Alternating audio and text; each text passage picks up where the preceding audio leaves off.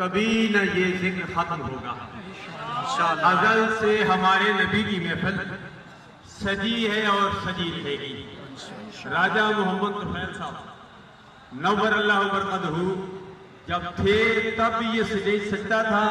آج ان کی فیملی، ان کے بیٹے ہیں تب بھی سج رہا ہے. یہ بھی دنیا فانی کو چھوڑ کر چلے جائیں گے تب بھی یہ رونقیں، یہ بہاریں ہوں گی، کیونکہ اللہ فرماتا ہے وَلَلْآخِرَةُ خَيْرٌ لَكَ مِنَ الْأُولَىٰ. اے میرے پیارے حبیب، آپ کی ہر آنے والی گھڑی گزشتہ گھڑی سے بہتر ہوگی.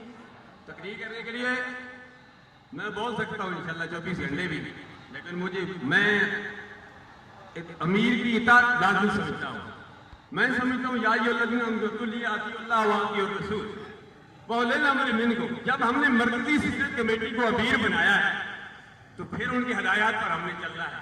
ہدایات پر نہیں چلیں گے تو پھر یہ بات اسی طرح کام خراب ہوتا ہے. تو ہم نے امیر کی اطاعت کرنی ہے. ہم علماء عمل بھی کریں گے، پھر اور کا عمل کریں گے. اگر مجھے 3 منٹ دیے گئے تو مجھے 2 منٹ بیان کرنا چاہیے. میں علماء سے بھی عرض کروں گا 10 بستہ معذرت سے اگر 3 منٹ دیے جائیں تو 2 منٹ بیان کریں. میں اجازت چاہتا ہوں. اللہ تعالیٰ ہم سب کا آمین.